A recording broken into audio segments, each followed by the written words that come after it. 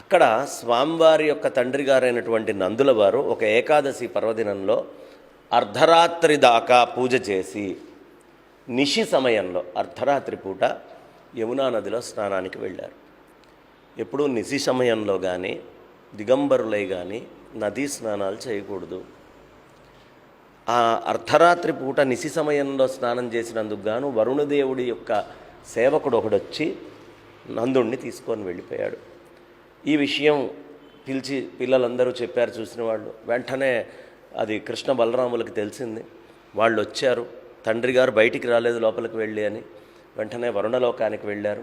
వర్ణుడు అక్కడ అర్ఘ్యపాద్యాదులన్నీ ఇచ్చి ఆ గొప్పతనం అంతా చూపించి మళ్ళీ తిరిగి పంపించడం అవుతుంది. అక్కడ నందుడికి కూడా అర్థమైంది ఏమిటి కృష్ణయ్య అనేటటువంటిది, ఆయన యొక్క తత్వం ఏమిటి, ఎందుకు ఈ పని చేశాడయ్యా అంటే, నాన్నగారు ఇక్కడతోటి అయిపోయింది అనే విషయం తెలియపరచడానికి. అక్కడతోటి అయిపోయినట్టేగా, శరీరం తను ఆ నీళ్ళల్లో నుంచి వెళ్ళినట్టే కదా. ఇక్కడి నుంచి కృష్ణుడి యొక్క లీలలు ఇంకొక రకంగా ఉండబోతున్నాయి. అవి ఈ ప్రాంతానికి చెందినవై ఉండవు. ఇప్పుడు మీ ఉద్ధరణ అయిపోయింది, తెచ్చేశాను. ఇప్పుడు ఇక నేను ఇక్కడ ఉండేటటువంటి గోపభామలు వీళ్ళందరితోటి కూడా వాళ్ళని కూడా కోరుకున్నటువంటి కోరిక ఏం కోరుకున్నారు, ఆ నీళ్లల్లో వాళ్ళు స్నానం చేసేటప్పుడు యోగమాయని అంటే ఆ కాత్యాయని అమ్మవారిని ప్రార్థన చేసి కృష్ణుడు లాంటి పతి కావాలి. కృష్ణుడి వయస్సు ఎంతండి? 6 సంవత్సరాలు. అది కోరుకుండేటప్పుడు 6 సంవత్సరాల వయసున్న పిల్లవాడిని కృష్ణుడు లాంటి పతి కావాలి అని కోరుకున్నారు అంటేనే ఆ కృష్ణుడి యొక్క ఆత్మతత్వాన్ని కోరుకుంటున్నారా, దేన్ని కోరుకుంటున్నారు వాళ్ళు? కాబట్టి అక్కడ జరుగుతున్నటువంటి సంభాషణ ఋషి గోపికలు, ముని గోపికలు, అప్సరో గోపికలు, ఉపనిషద్ గోపికలు, ఆ స్థాయిలో జరుగుతున్నటువంటి సంభాషణ. అది కంటికి కనిపించేటటువంటిది కాదు. ఈ రాసలీల అనేటటువంటిది చాలా పవిత్రమైందండి. అత్యంత పవిత్రమైనటువంటి ఘట్టం ఇది. ఆధ్యాత్మిక ఔన్నత్యాన్ని తెలియపరిచేటటువంటిది. ఎంత ఆధ్యాత్మిక ఔన్నత్యాన్ని తెలియపరుస్తుందయ్యా అంటే ఇది 5 అధ్యాయాల్లో ఉంటుంది. ఈ 5 అధ్యాయాల్లో మొట్టమొదటిది యోగం.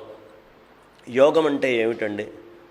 వాళ్ళు యోగమాయని ఆశ్రయించారు. యోగమాయ అంటే ఏమిటి అంటే, యోగము అంటే కల్పించేది.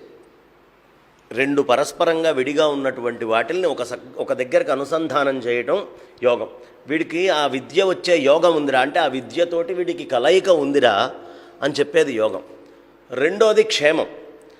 అంటే ఒక కొత్త వస్తువు రావటం ఒకటి, తర్వాత దాన్ని నిలబెట్టుకొని కాపాడుకోవటం.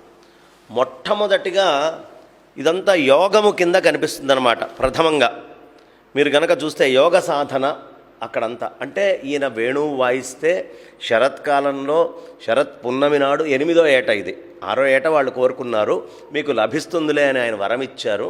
8వ ఏట ఆశ్వీజ పున్నమి నాడు ఈయన వేణుగానం చేస్తున్నారు. చేసేటప్పటికి ఆ వేణుగానానికి అందరూ ఎక్కడెక్కడ లోపల ఉన్నటువంటి వాళ్ళు కూడా వచ్చేశారు. కృష్ణుడి యొక్క వేణుగాన మాహాత్మ్యం ఏమిటయ్యా అంటే, మిగతా ప్రపంచంలో ఏ సంగీతజ్ఞుడికి అర్థం కానటువంటి గొప్పతనం, ఇంకే సంగీతజ్ఞుడు చేయలేనటువంటి గొప్పతనం ఏమిటి అంటే, ఎవరైనా పాడారనుకోండి ముందరున్న అందరికీ వినిపిస్తుంది. కానీ కృష్ణయ్య వేణుగానము ఎవరికి వినిపించాలో వాళ్ళకి మాత్రమే వినిపిస్తుంది, పక్కనే ఉన్నవాడికి కూడా వినిపించదు. మరి భర్తలు మిగతా వాళ్ళందరూ ఉన్నారుగా, వాళ్ళందరికీ వినిపించాలిగా, అందరికీ వినిపించలేదు. అంటే ఎవడికి యోగం ఉందో, ఎవడో కోటిలో ఒకడు ఉంటాడురా నన్ను చేరేటటువంటి వాడు అని ఆయన మనకి సుస్పష్టంగా చెప్పారు కదా భగవద్గీతలో. కాబట్టి ఎవడికి యోగం ఉందో వాడికి మాత్రమే ఈ కృష్ణతత్వము అనేటటువంటిది, ఆ కృష్ణుడి నుంచి వచ్చేటటువంటి ఆ శబ్ద బీజము అనేటటువంటిది చేరుతుంది.